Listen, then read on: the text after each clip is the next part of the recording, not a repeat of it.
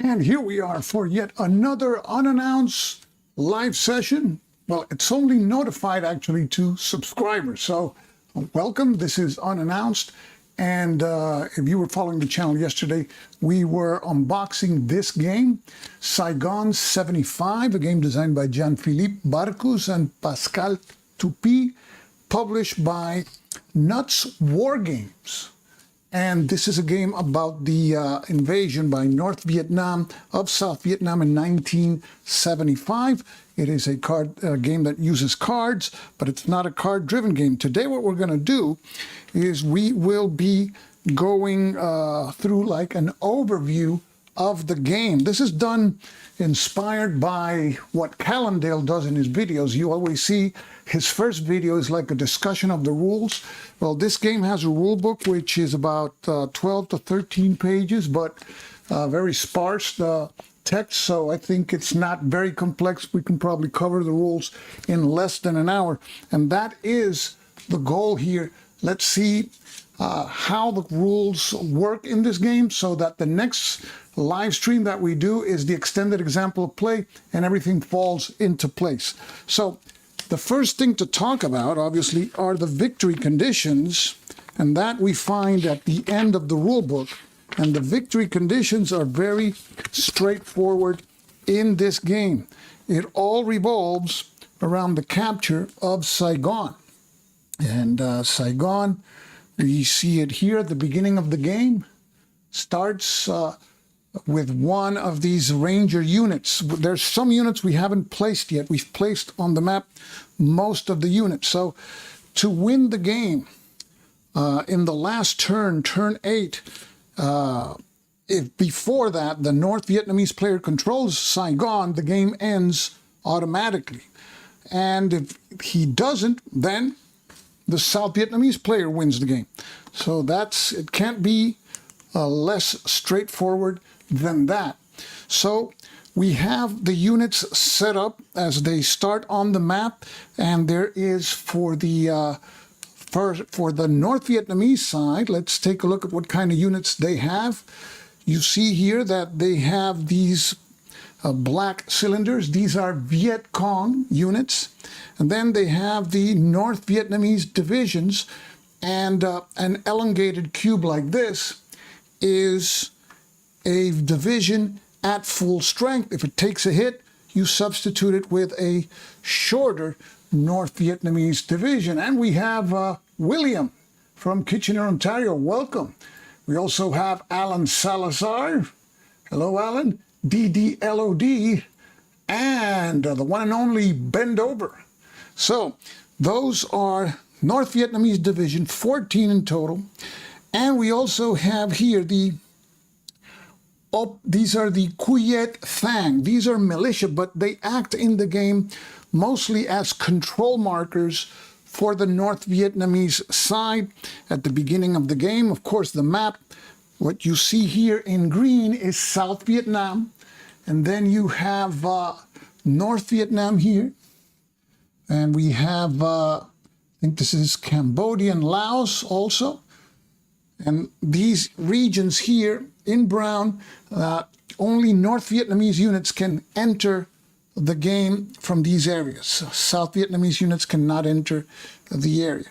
So those are the forces of the North Vietnamese, but in addition, The North Vietnamese have those arrow markers that you see there.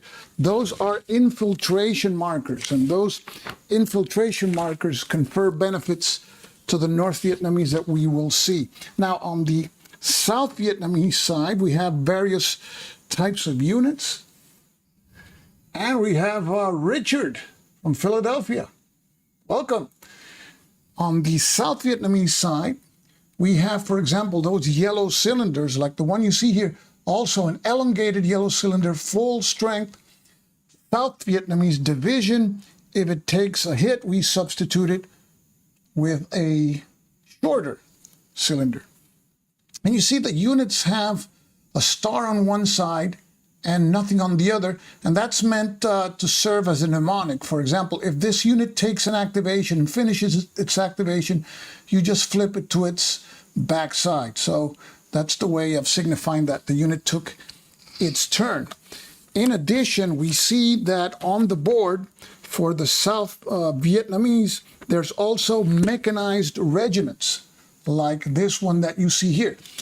Mechanized regiments are the only ones in the game that can move 2 areas per turn. Every other unit on the map can move 1 area per turn, but there are exceptions that are all on the South Vietnamese side. So we have South Vietnamese regular army, we have mechanized units, and the orange units, well, those cylinders that you have there are Ranger battalions. And Ranger battalions confer certain, they have certain special abilities that we will talk about very soon. But let's take a look at the other types of units we see here on the map. And you see also that the map has areas denoted by terrain type. So this is basically a mountainous province. And you have certain mountainous provinces in northern and central Vietnam there. And then there are provinces that are riverine provinces. They have more like a swamp type of terrain, and those have those symbols there. For those particular provinces, there are specific units. These are motorboat units, and these are 2. And at the beginning of the game, the South Vietnamese player has the discretion of placing those 2 units in any of these areas that have this symbol that you see there, that round symbol. And that particular symbol is the, see what's the name in the game for that. That is the Mekong River area. So that's all these areas is where the Mekong River flows. So we will be placing those units now. Let's say we'll place one here and another one we will place, we don't want to leave it alone. Let's place it here. Okay, so we have both units of the river patrol units there. There's also, in addition to river patrol units, we have Marines. And those also start the game outside of the map, and we place the Marines also at the beginning of the game. And we have also with us today, Robert O. You made it, yes. And OG iRacing. This is about 75 only. Okay, yeah, don't be sorry. It's all good. This is an overview video, and we're going to be a maximum 1 hour here. So we have the Marines. There's 4 Marines, and then there's paratroopers. Paratroopers are those in green, and those have a special ability that you can move them from one area of the map to another in a particular turn and any distance. So let's place these units on the map. So let's beef up Saigon a little bit. Saigon is the main area here. If they lose Saigon, we lose the game. So let's place some units there. Stacking in this game is up to 5 units maximum per side per area. So we've stacked up all that we can in Saigon. Let's place some units further to the north here. And they will be entering the North Vietnamese units from those areas in red through those arrows there. So let's place some units here. Place a Marine there, and let's place one of these. Just setting it up quickly just for the purpose of continuing the explanation. So we've set up all the units at the beginning of the game. So we got them all set up. Now, let's talk about the capabilities of these units. And let's talk about first how units are available in this game. And that's one of the situations that makes the game more replayable. The active player tests for his units availability. Those are the units that can move in a particular turn that you can activate. And there's a particular table for that. And you see it here. For example, look at the NVA activation table. Let's take a still there. And notice that it is turn related. On turns 1 through 3, you roll 1d6, and then you add 2. For example, roll a 1d6. Here it would be 1 plus 2. And that would be the number of units maximum that can be activated for the current phase. Now, in addition to that mechanism, the northern or North Vietnamese player has these activation cubes, which you have 3 per game. So if you roll poorly in one turn, you can use these cubes, and you can use more than 1 per turn, but they are, once you use them, they're gone for the game. So the North Vietnamese player has 3 of those, and the South Vietnamese player has 2. But let's get back to the table here. So let's take a look at the we're looking at the NVA table, and notice that as the game progresses, you're going to have additional activation. So in turns 4 through 7, it's 1d6 plus 3, and in turn 8, which is the last turn, is 1d6 plus 4. And we have also Karsten Engelman. Welcome, Karsten. Yes, and Richard. Richard, yeah. This is the summer 73 through spring 75. I think so. Yeah, let me see. I think you're right. So it covers from 73 to 75. 75 was the year that it fell. Okay, so we're here. And notice that as the time progresses, more North Vietnamese units will be activated. But in addition to that, each turn you get to activate 2 Viet Cong units. So it's whatever you roll here, plus the indicated number, plus the activated cylinder, and 2 Viet Cong units. So Viet Cong units, we stated, were these units that you see here in black. And Viet Cong units are the short cylinders, so each one counts as 1. The elongated units, remember, are regular NVA units, and South Vietnamese units, they count as 2.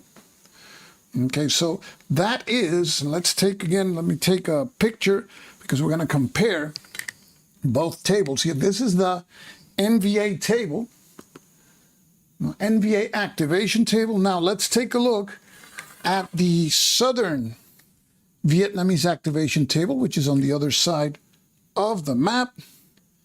And here we have it. And this one, turns 1 through 3, and let me take a photo of this. It's 1d6 plus 4. It's compared to the North Vietnamese. So you see the North Vietnamese, it's 1d6 plus 2. So at the beginning of the game, the South Vietnamese activates more units, has a bigger advantage. Then from turns 4 through 7, the South Vietnamese, it's 1d6 plus 3. while the North Vietnamese is also 1d6 plus 3. And then in the last turn of the game, South Vietnamese is 1d6 plus 2, while North Vietnamese is 1d6 plus 4. So they're different. This is a game that is asymmetrical, as you can see, and this is actually the first game in what's going to become a series of games by Nuts Publishing, games that are not complex. And I think they have the Under Pressure series, which is going to offer simple and fast playing strategy games on new historical topics. So that's this is the first one, if things continue well. So that's the difference. And in addition, you see there that the South Vietnamese can bring also air support units, and we'll talk about those in a little while. So let's continue here. We have the activation tables, and there's also the air support and transport spaces. There's a spaces dedicated for South Vietnamese air support and transfer markers. You see the areas here, and there's a maximum of 5. So you can bring those in, and these particular, these are these little wooden jets there. You place them there, and you can place up to 5. And these are the units that allow you to add another die to an attack, and reflecting air support, and also transport units from one part of the map to another. So let's go now to the event cards, and I'm following the order of the rule book. This game is not card driven, but it uses event cards. Here we have the event cards. At the beginning of the game, you shuffle all the cards, and you deal 3 cards to each player. So let's say we give the northern player 3 and the southern player 3. And you play 1 during your turn, and then you fill your hand. Let's take a look at the northern hand. And you see that they are color-coded. These cards in yellow have favorable events to the South Vietnamese. This one, airstrikes, allows the South Vietnamese to select a province and immediately roll 2 battle dice and apply effects to the NV units there, the North Vietnamese units. But then there's 2 events here, event cards that have favorable effects for the North Vietnamese player. So you always have to play one of the cards. So of course the North Vietnamese player is going to try to avoid to play this card, but if you drew all 3 South Vietnamese cards, you're going to have to play 1. So there's no assurance that you're going to have favorable events during your turn. And we have Excelsior. Excelsior was complaining yesterday that he always missed these events. and it's okay, this gets recorded. Okay. And yeah, Nixon continuing between 1974. Yeah, that would have been interesting. And he would not say, I'm not a crook. Okay, so we have the cards here. And notice that in addition, let's take a look at the South Vietnamese cards for reference here. See, the South Vietnamese got 2 favorable cards and a North Vietnamese card. But in addition to these 2 colors, in the deck there are 2 green cards, and these are neutral events. Tropical Rainstorm, and there's another one, which is Limited Offensive. So that, and the breakdown of the cards, actually, it's this, which is also asymmetrical, is that 12 of all the, there's 12 North Vietnamese cards, 6 South Vietnamese, and 2 neutral. So the majority of the cards are favorable to the North Vietnamese. So we've covered the cards. Now let's, well, there's an exceptional event here, which, let me see if I can find it. It's called Crisis in Saigon, which is the only event that is not discarded after being played. Crisis in Saigon, here you have it. The NV player is considered to control an extra province during the next South Vietnamese desertion phase. And we're going to see how that desertion phase works. I think it's a very cool mechanic, the way they've recreated the disintegration of the South Vietnamese army, because that's what happened in real life. As soon as the war started and went well for the North Vietnamese, the Southern Vietnamese army practically disintegrated. It was much more numerous than the North Vietnamese, but still it couldn't hold on. And you have there the notation, keep on the board until South Vietnamese desertion phase. Okay, so that's the only card that you don't discard immediately. So let's talk about movement. We go now to movement. And movement in this game is very simple. And we have the one and only New York Raider fan. Welcome. Movement in this game. All units have one movement point. That's the general rule, apart from mechanized South Vietnamese units. Now, all the units that you see there, it's one movement point, except for those gray cylinders that you see there. Those are mechanized units, and those can move 2 areas. But there are circumstances where you have to stop. Even if you are if you have a mechanized unit and you're moving 2 areas, you have to stop. If you enter, of course, an area with enter an enemy-controlled province, and an enemy-controlled province is going to be one that has one of these Cuyet Thang markers that we see here. This is going to denote enemy control, but they also represent militia. You have to eliminate them. And if you're the South Vietnamese player. Now, there's also movement restrictions that we talked about. Only North Vietnamese units can move from a border province into South Vietnam. And those are those provinces that you see next to that a gray area there. Okay. And Marine Rangers and parachutes have special movement. So let's go to those. Marine units.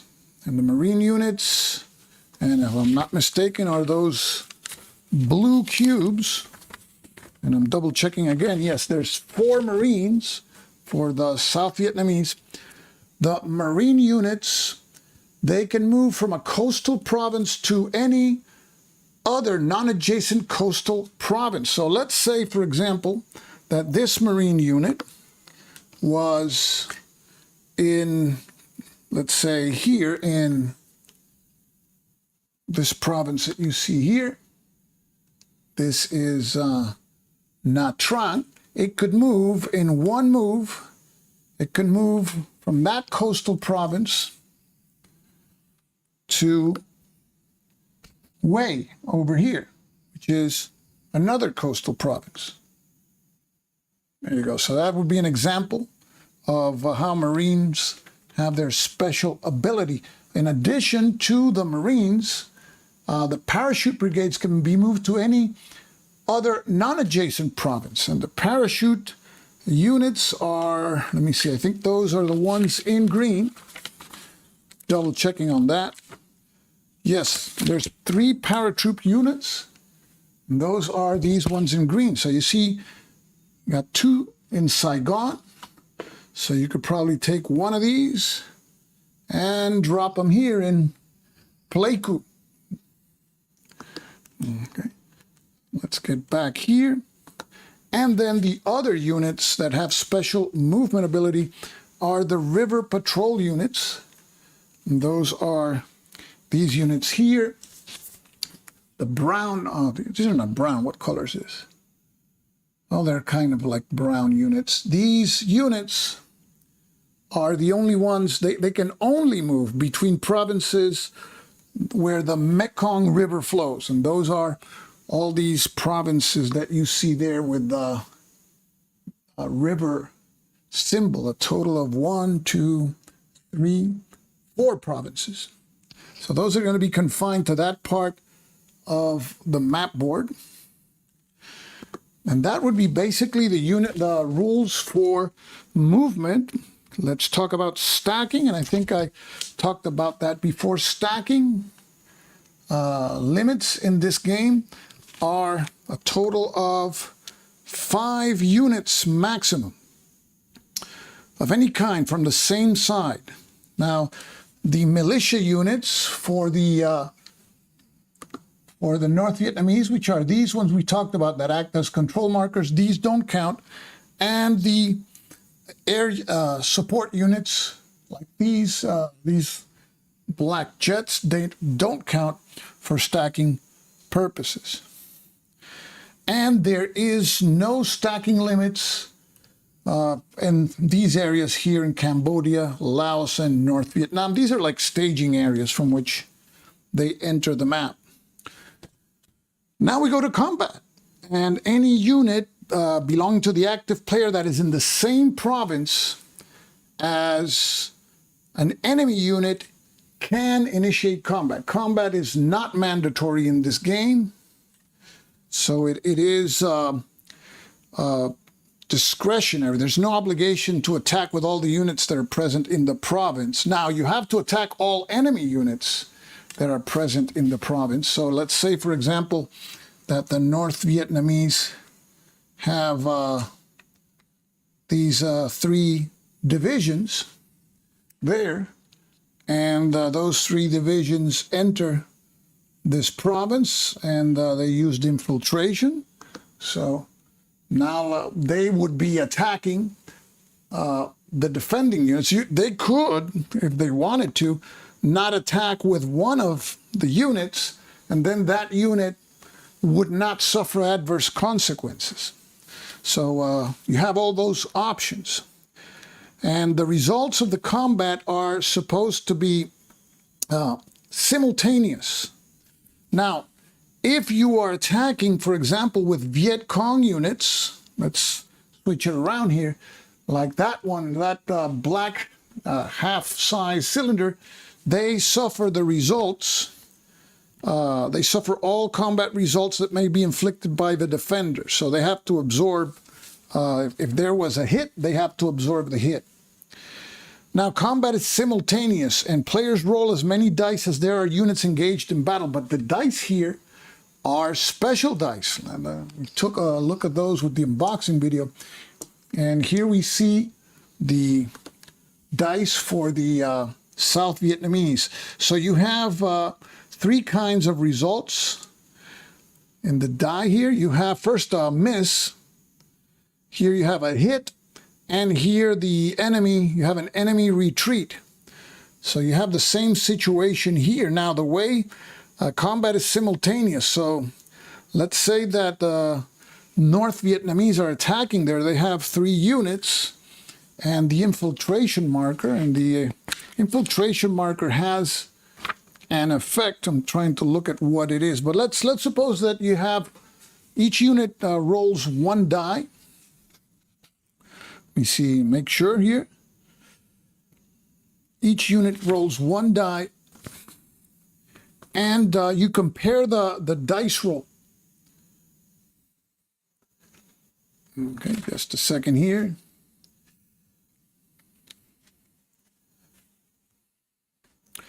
As many dice as there are units. The attacker rolls first, so let's do that. In that particular situation here, we see that the attacker has 3 units, the defender has 2. So the attacker would roll 3 dice, right? So let's do that. We'll roll them here. And in this particular situation, we have 2 retreats and a blank. So let's set that aside, and then let's roll the 2 dice for the South Vietnamese. And here you have 1 retreat and a blank. So here we have the dice rolled. Now, as to retreats, retreats cancel each other out, and then the side that inflicted the more retreats then affects the result. For example, this result would be canceled out, and the North Vietnamese would obtain a retreat result. So one of the South Vietnamese units has to retreat, in which case then, and it would be the player who, the owner, would retreat the unit. So let's say the South Vietnamese player would retreat this division there. Now the hits work differently. Let's say, for example, that instead of that result that we saw here, we saw 3 versus 2 here, right? Let's take another result. Let's say that that we had this result here. You had 2 hits by the North Vietnamese, 1 hit by the South Vietnamese. Those hits, you apply them. So South Vietnamese will absorb 2 hits, North Vietnamese 1, and one of the South Vietnamese units would have to retreat. So in that particular situation, you would have 2 hits absorbed by the South Vietnamese. So this unit counts as 2. That's why it's an elongated unit. If it were be just 1 hit, then we would substitute this unit, this division, with a reduced division, which is the shorter cylinder. So we can absorb 2 hits by eliminating this, and then the North Vietnamese would absorb a hit by substituting an elongated cylinder by one of the shorter ones here. Basically, you would have that situation, and then there would be a retreat result in which the Ranger there would retreat. And it actually could not retreat where I'm retreating it, because that would be 1, 2, 3, 4, 5. Well, it can. 5 units is a stacking limit, so it can retreat there. And that would be a combat situation, an example of a combat situation. And we got Stephen here. Welcome. So the results, as I stated, are simultaneous. And then we have, we talked about retreats, and there's retreat restrictions, which I'm not going to go because that's a lot of detail. But, well, basically Marines, if a Marine is retreating, it could retreat from a coastal province to another, but that would be only Marines can do that, but other units can only retreat into areas that are not controlled by the enemy and without violating the stacking limits. Now, there's situations where there's bonus battle dice. That's where these infiltration counters come into place. If a side use an infiltration counter, that gives you a bonus dice. So in that example that I showed you, if the North Vietnamese were using an infiltration counter, instead of the 3 dice that they rolled, they would have rolled 4 dice. So that's the effect of the infiltration counter. North Vietnamese has 5 of those.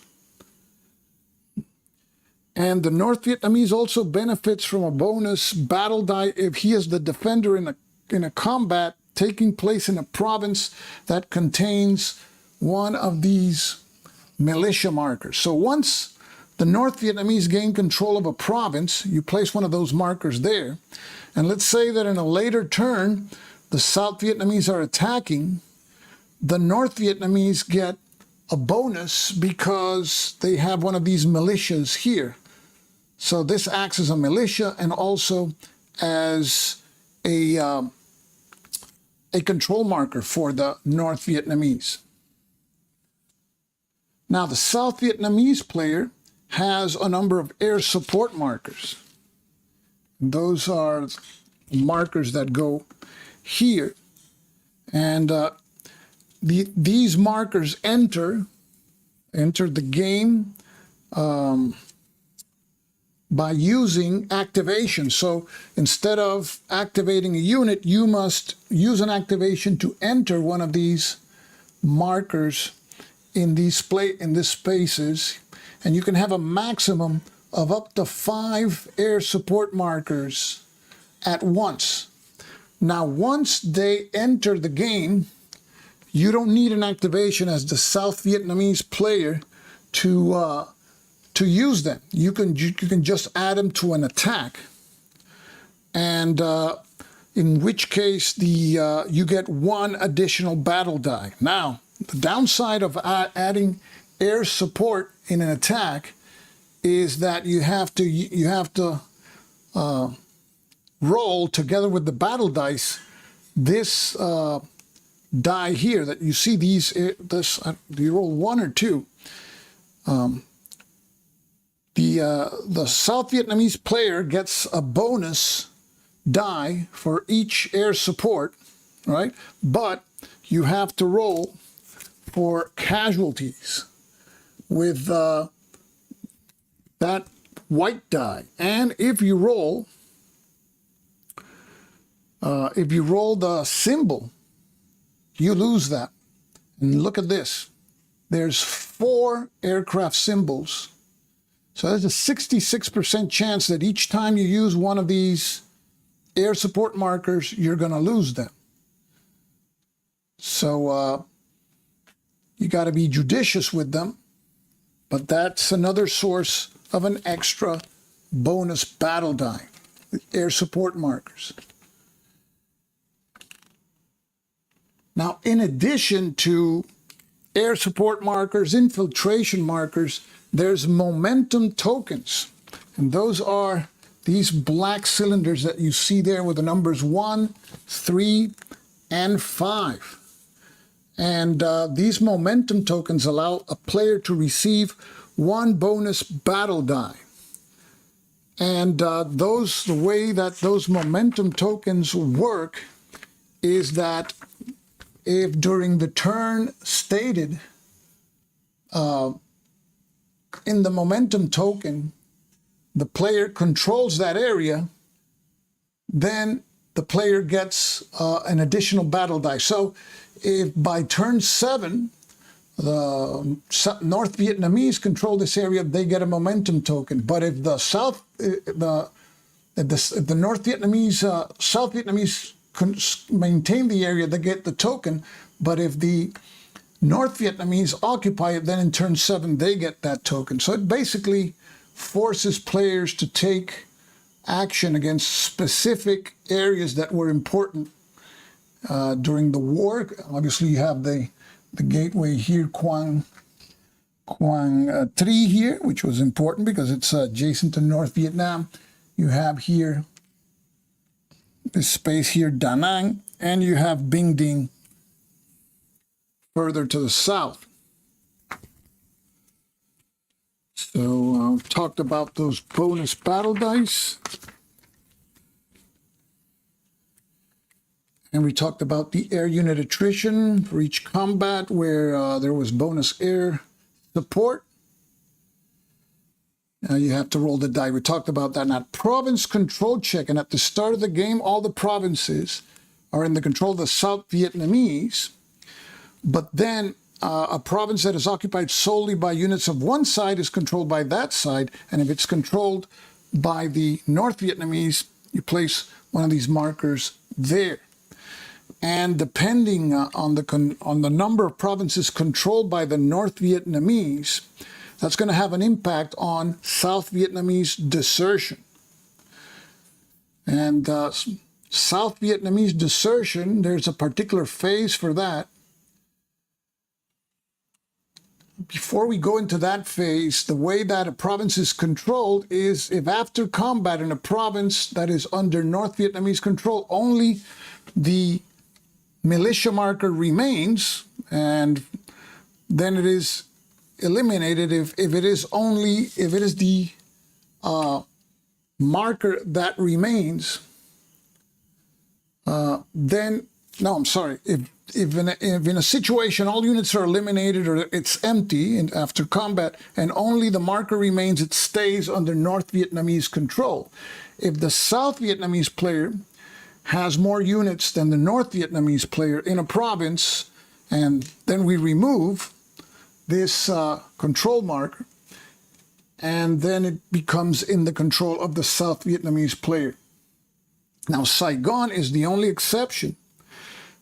Saigon, the South Vietnamese player only has to have as many units as the North Vietnamese player to control Saigon. So it's a little bit harder for the North Vietnamese to take Saigon. Let's talk about desertion.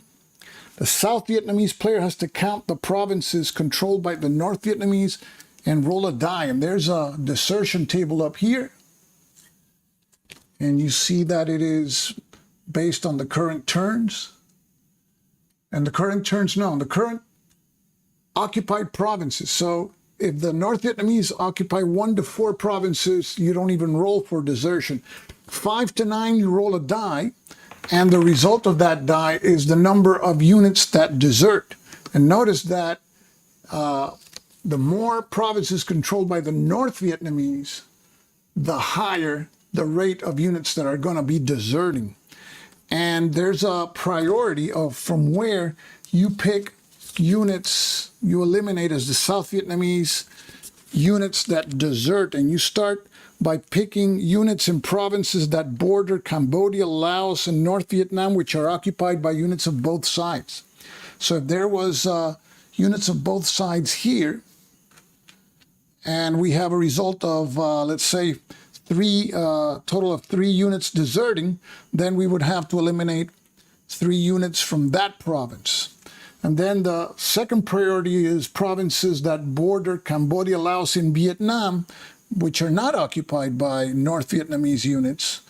And the third priority is all other South Vietnamese units. So you see that the units that start deserting are those in these border provinces, and those are the ones that are given priority. And momentum tokens, and those are these momentum tokens that we talked about. And those give the side that control them, that province, they give that particular side an extra activation. That is not an extra die, an extra activation. So, and those are on the turns stated there, 3, 5, and 7. And then there's a special turn, special rule for the last turn, spring 1975. If on the last turn, units from both sides occupy Saigon, the South Vietnamese units may not leave the province and must attack. So that reflects the desperation of the South Vietnamese side. So they cannot just move out of, leave Saigon and attack somewhere else. Saigon obviously is the prize. And so they have to attack. They're obligated to attack. And we talked about the victory conditions. Whoever controls Saigon at the end of the game wins. So tomorrow, what I intend to do is go through the extended example of play. And we got Michael. Welcome. Tomorrow we'll go through the extended example of play of the game. And we'll see all these mechanics come into play. We'll see the cards that are played. There's an extended example of play, think of 2 turns. And I think it's a game that seems very replayable, given that you have to roll for activations. Here, you don't know how many units you can activate. And of course, you have to be... you have to like punishment if you're going to play the South Vietnamese, because you're going to see their army that is fully on the board melt away quickly. And the idea of this particular series is just that, bringing situations of 2 completely different sides, very playable in a format that plays pretty fast. So what we will be doing tomorrow, if there's enough time, we'll be going through the extended example of play found in the rule book of this game. This is Saigon 1975. So I want to thank all of you for tuning in on this another unannounced video. And tomorrow, hopefully earlier, I'll do the extended example of play. So I want to thank each and every one of you. And as I always say, this is Stuka Joe signing off for now. Thanks for watching, guys.